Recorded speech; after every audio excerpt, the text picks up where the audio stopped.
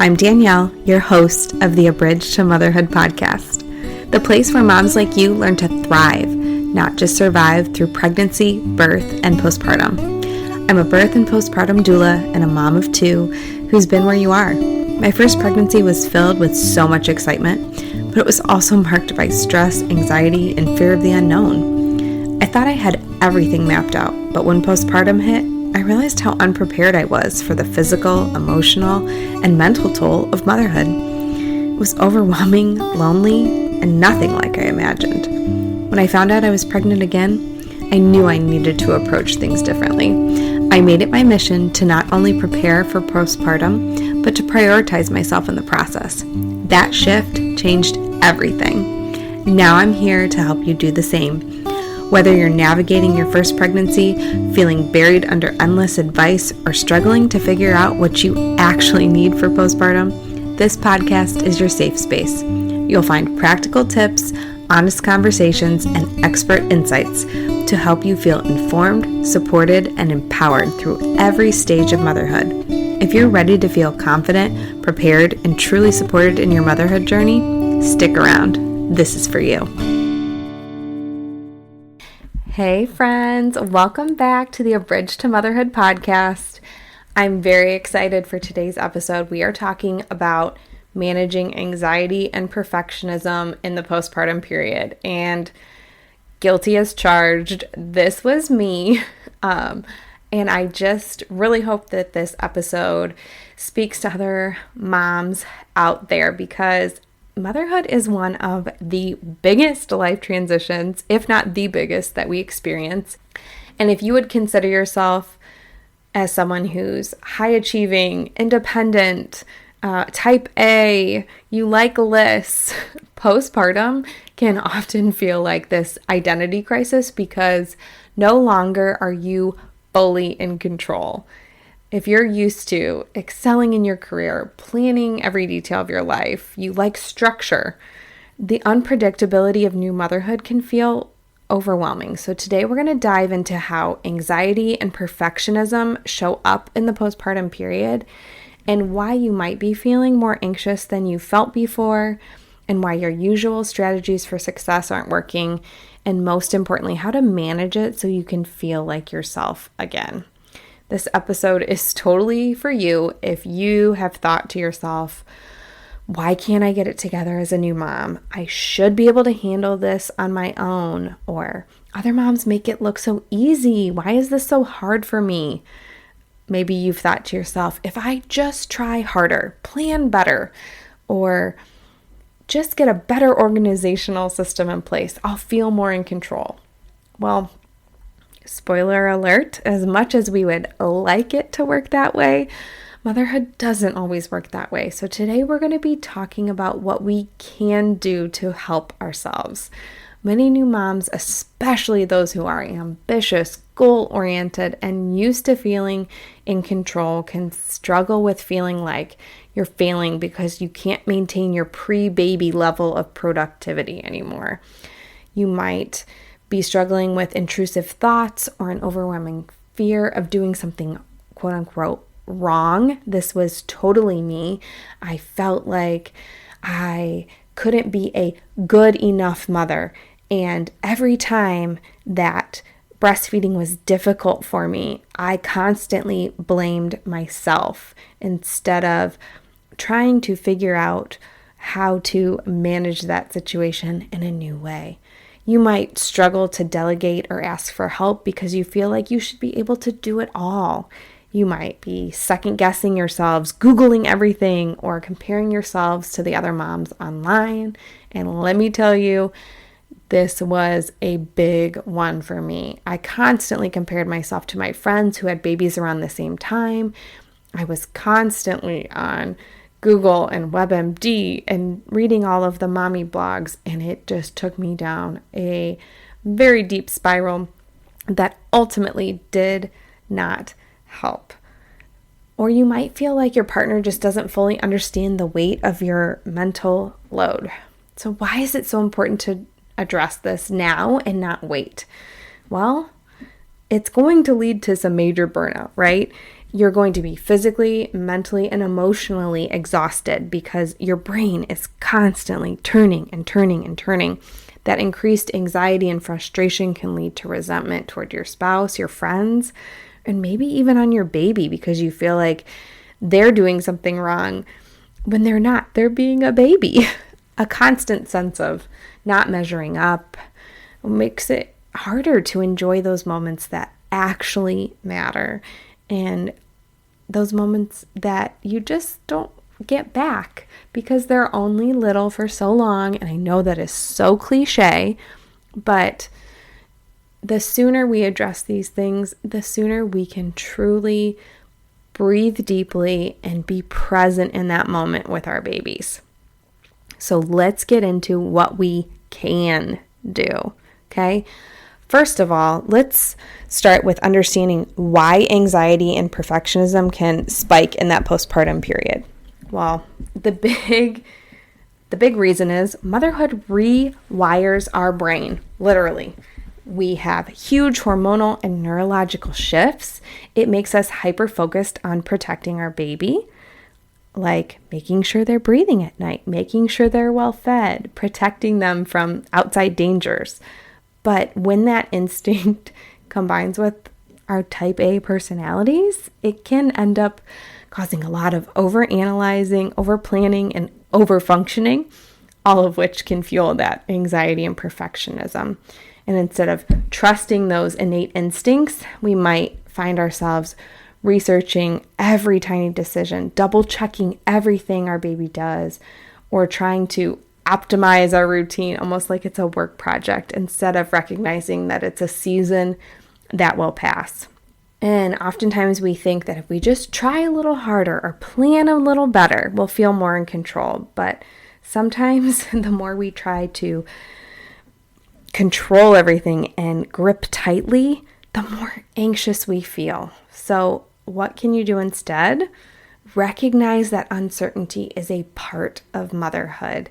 We have to learn to tolerate that uncomfortable feeling of not being in control of it all. And that allows us to feel more peace than trying to eliminate that lack of control.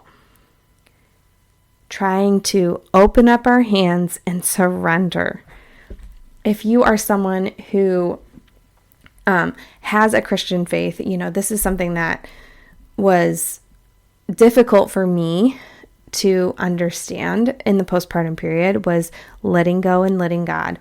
And like I said, living open-handed, surrendering to what He had for my day with me and my baby. And if that doesn't resonate with you, let that part go. But I think the lesson is there that trying to white knuckle is the exact opposite of what we need to be doing. We need to release that control, relax into it, instead of trying to continually force our baby into a certain pattern or force ourselves into a certain pattern in motherhood, but surrendering to motherhood and learning to find this new rhythm and new groove. Lesson number 2 we're going to be talking about is breaking that cycle of mom guilt or self-criticism. A lot of times that perfectionism and anxiety, they thrive on these unrealistic expectations. When we set impossible standards for ourselves, we create a lose-lose situation, one where either you succeed and feel exhausted, or you fail because you let your body rest and then you feel like you're a bad mom. For example, you might tell yourself you'll sleep when the baby sleeps, but when nap time comes, you're folding laundry, answering emails, and planning the next feeding schedule instead of actually resting. Thinking that being a good mom means sacrificing your own needs entirely. And let me just tell you, I am completely guilty of this. It is something I am still working on 7 years into motherhood. But if we do not learn to take care of our own bodies, how are we able to show up for our children, for our spouses, for our friends, if we are just running completely on empty. So, what can we do instead? Let's practice some self-compassion. Ask yourself, would I hold my best friend to this same impossible standard? If the answer is no, it's time to adjust your expectations. Another good question to ask yourself is, what would I say to my best friend if she came to me with this same struggle? I guarantee you wouldn't speak to her the same way you speak to yourself, berating yourself for not getting the dishes done or not getting everything checked off your to-do list. You would show her compassion, so show that same compassion to yourself. All right, let's talk about lesson number 3, rebuilding some self-trust and letting go of the overwhelm. When we are used to so much structure and certainty, postpartum can feel like, well, chaos.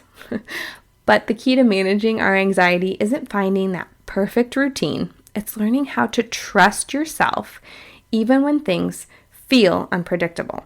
And if you've ever struggled with anxiety, or maybe you have a family member or friend who has, you know that pushing through that anxiety and actually doing the thing that you're scared of or you're anxious about, it actually cures that anxiety because you're learning to trust yourself that you can do it and you can get through it. So, for example, if you are struggling to get out of the house because you're anxious about the baby crying when you're out in public, or you're worried about having to find a place to nurse, well, the best way to get past that anxiety is to go do that scary thing. Put the baby in the car and go to that location, scope it out, find a spot where you could go to nurse or nurse in the car, take small steps to figure out how you can do that scary thing. Once you see that you can do it, you're building that self-trust and you're letting go of that overwhelm.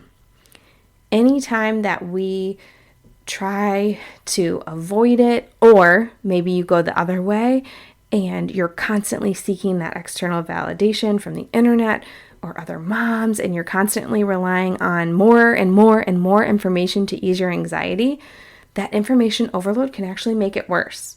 So instead, we need to give ourselves grace, develop a flexible plan. I've talked about that before, that allows us to work through those anxious thoughts, to support ourselves through it. Instead of trying to be perfect in every detail, focus on the big picture here for yourself and your baby. Your baby needs a calm, present mom more than a mom who is able to check off every single box perfectly. And you deserve to feel calm and relaxed as well. Everything will get done in its time and in its place. Learn to trust yourself and let go. All right, if you take nothing else away from this episode, I want you to remember this. Postpartum isn't about perfectionism. It's not about being the perfect mom. It's not about finding the perfect routine. It's not about having all the perfect baby gear, the Pinterest-worthy house, the perfect developmental activities. It's about adapting, letting go, and giving yourself grace. So what can you start doing today? Number 1, set good enough goals. Instead of aiming for perfect, aim for realistic and doable. A 10-minute nap or 10 minutes of reading or 10 minutes of journaling is better than no rest at all. A simple meal like peanut butter and jelly is better than skipping food altogether. Set goals that you know that you can reach, and you are going to feel so good when you cross them off your list. Number 2, limit your information intake. Pick 1 or 2 trusted resources for postpartum guidance instead of endlessly scrolling forums or Instagram. Number 3, create a daily self check-in. I actually had something like this on my fridge. It was very simple. If I was feeling overwhelmed, it was 1, when was the last time I drank water? 2, when was the last time I ate? 3, have I done something for me today, not just my baby? 4, have I moved my body or taken a shower? For some of us, moving our body is more important. For some of us, feeling clean is more important. But having those very small check-ins can help us shift out of that autopilot survival mode and back into caring for ourselves, taking a moment to check in with our bodies and making sure we take care of those most basic needs. And number 4, you can work toward building a postpartum reset plan. Anxiety and perfectionism thrive when you're running on empty, and that's why I created the New Mom Reset, simple steps for feeling like yourself again, to give you a step-by-step approach to rebuilding your confidence, reclaiming your identity, and breaking free from that anxiety spiral. It gives you some journal prompts to check in with yourself and what you need. It gives you some simple ways to nourish your body, get some better sleep, and take care of yourself. Don't forget to download that free guide, The New Mom Reset. It's designed to help you stop the cycle of anxiety, ditch the impossible expectations, and create a plan that actually works for you. You can click the link in the show notes to grab your free copy or go to abridgetomotherhood.com/newmom. I really hope this episode was helpful to you today, and I can't wait to see you all again next week. Thanks so much for tuning in to the Abridged to Motherhood podcast. I'm so glad you were here today. If you loved this episode, I'd be so grateful if you could leave a review for the podcast on whatever platform you're listening on. Share it with a friend or snap a screenshot and tag me on social media. If you decide to leave me a review, go to abridgetomotherhood.com/review. That link is also in the show notes so that I can send you a little gift in the mail. Your support helps other moms to find the podcast, and it truly means the world to me. Remember, your motherhood journey deserves your care and attention. Until next time, keep showing up for yourself, mama, and don't worry, I'm here to help every step of the way. See you soon.